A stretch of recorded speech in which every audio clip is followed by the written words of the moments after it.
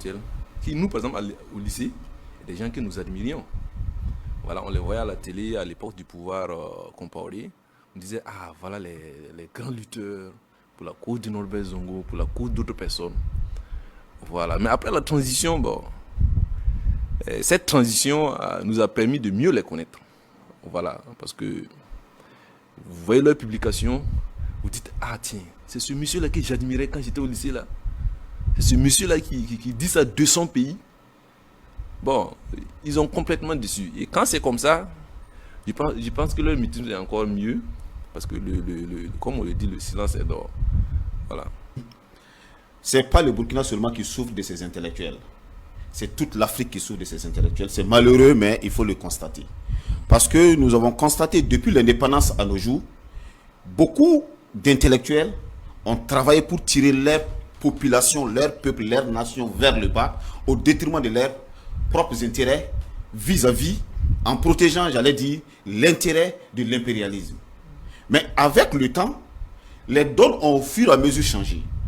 Et aujourd'hui, si on parle d'intellectuels, moi je pense que nous catégorisons une certaine classe d'hommes, comme on appelle dans notre nation.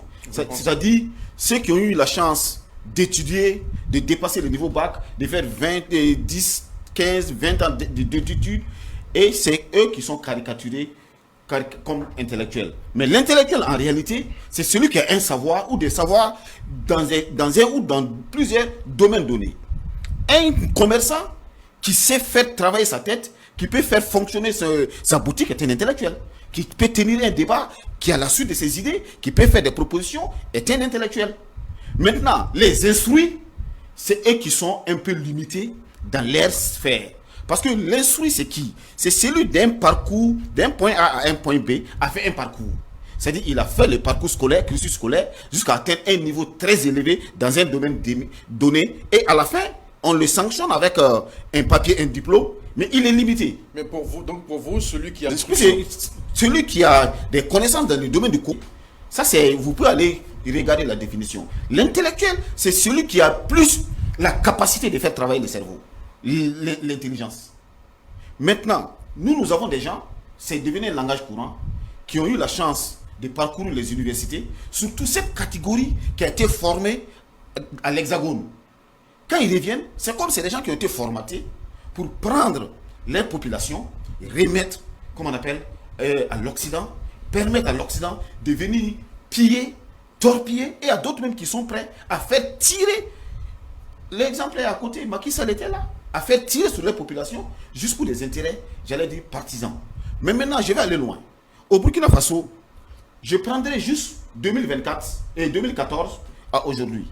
Si vous voyez la lutte, c'est pourquoi les gens sont sortis lutter contre Blaise Compaoré pour la modification de l'article 37. C'était tout simplement pour ne pas qu'il se présente. Mais en toile de fond, c'était quoi? C'était pour faire la promotion de la bonne gouvernance, de lutter contre l'insécurité, de lutter contre la gabégie, de lutter contre le népotisme, et de lutter contre tous ces mots-là. Mais dès que Blaise est parti, est-ce que ceux qui étaient dans la rue, leur objectif a été atteint? Je dirais non, puisque j'étais dans la rue. Et je suis militant du MPP. On a tous contribué ardemment pour qu'on puisse avoir une bonne démocratie, pour qu'on puisse avoir une bonne gouvernance. Quand Zida est arrivé, la transition de Zida a péché avec des lois qui ont séparé les Burkinabés. Mais il a dit, en toile de fond, il y avait des intellectuels, comme tout le monde l'a dit, étaient dedans, avec des intérêts politiques, des visions politiques. Donc vous êtes d'accord avec Dr Ido? Et le gars, il a cette jalousie de voir que son étudiant passe devant lui et on le nomme DG. Lui, il est encore à l'université en train de donner, comme on appelle, de transmettre les savoirs. Et au retour, il n'a pas les mêmes revenus que son étudiant. Donc, ça fait que tout de suite, le calcul est rapidement fait. Je m'engage en politique parce qu'on se dit que c'est une passerelle. C'est une passerelle, c'est un raccourci pour pouvoir arriver à ses fins. 2014 à 2024, il y a eu tellement de mutations au Burkina Faso. Et c'est là, moi, j'interviens. Sur les plateaux, comme vous l'avez dit, et il y a des plateaux où on avait l'impression que si le journaliste n'a pas aussi invité celui-là sur son plateau, ça n'apporte pas de la crédibilité à la télé en quelque sorte. Mais juste à côté, lorsque le coup d'État est intervenu, MPC2 est intervenu, ils étaient les premiers à faire des analyses sur des chaînes internationales. Ah tiens, il y a la CEDEAO va mater la troupe de Bazoum, il y aura des désertions. Ils ont fait les interviews dans les premiers instants. Le résultat aujourd'hui est où? C'était des analyses bancales. Voilà, c'était des analyses bancales. Ça veut dire qui était plutôt... Vous voyez, vous avez parlé de l'ego. Le problème du Burkina aussi, c'est l'égoïsme, l'égocentrisme de nos intellectuels. Parce que je ne suis pas là. Oui, je suis pas. Il y a des gens, Rien ne va bouger. ils veulent pas qu'on dise que quelqu'un d'autre est capable de faire arriver les choses. C'est pas forcément par lui. Et donc, les gens sont encore jaloux de voir des jeunes. Ils ne peuvent pas comprendre que un jeune soit capable d'analyser une situation politique et que un jour encore ces jeunes-là a un peu le même train de vie que lui. Les gens ne sont pas d'accord pour ça. Mais il y a un élément très important.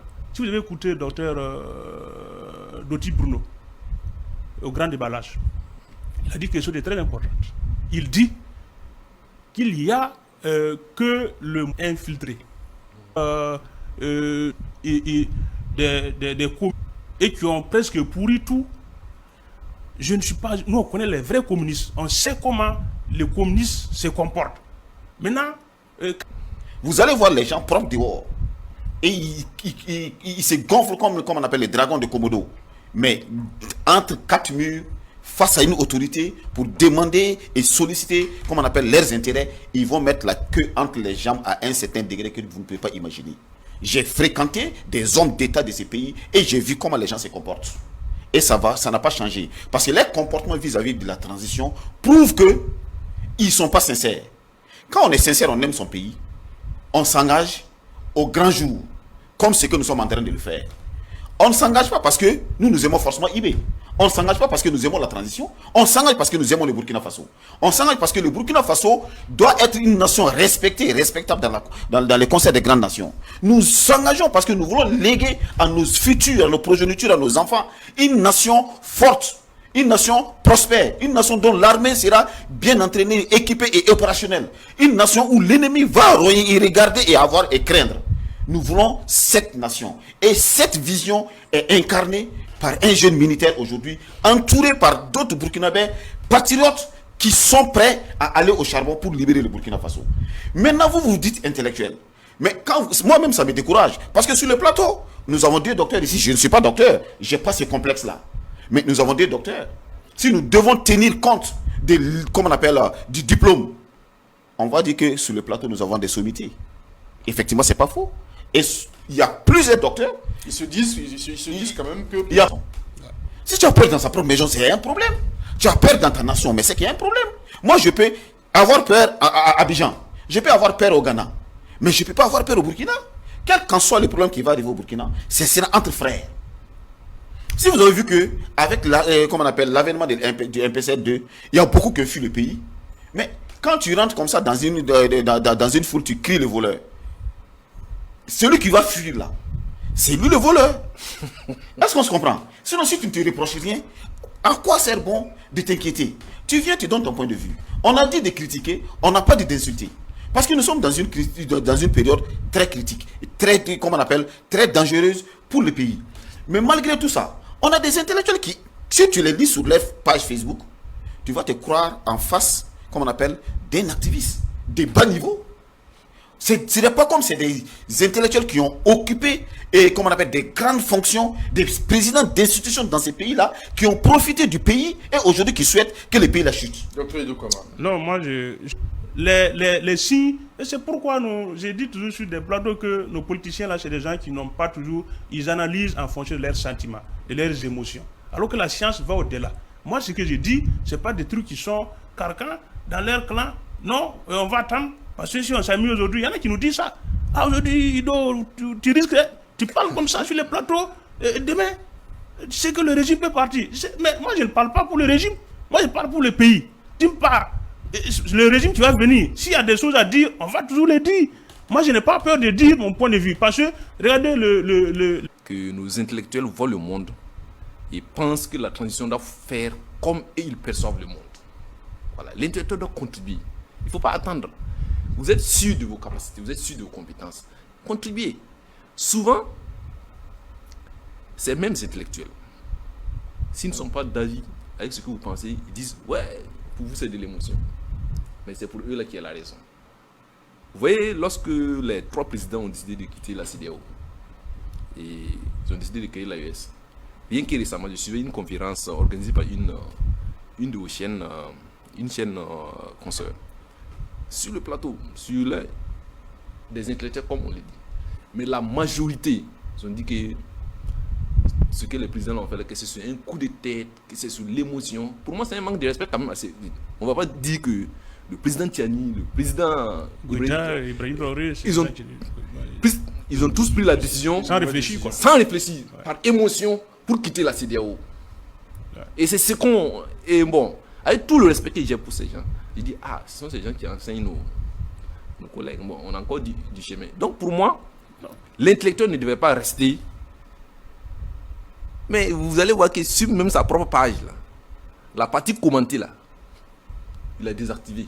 Parce qu'il ne veut pas lire les commentaires contraires à lui, son avis. Mais il veut qu'on fasse tel que lui pense. Voilà. L'intellectuel doit contribuer. Voilà. Peut-être qu'il y en a qui, en soudine... Jeunesse de Burkina Faso que vous voyez, la nouvelle génération que vous voyez, n'est pas une génération qui va se laisser faire encore. Parce que c'est là qu'on traite de non-intellectuels, ceux qui font aujourd'hui le combat, ceux qui sont dans la rue, ceux qui refusent de dormir, ceux qui sont dans les ronds-points. Maintenant, les intellectuels passent sur les plateaux et ils sont dans les vestibules, comme on appelle des analyses, avec les régimes, avec les membres du gouvernement, d'autres niveaux, pour faire des propositions.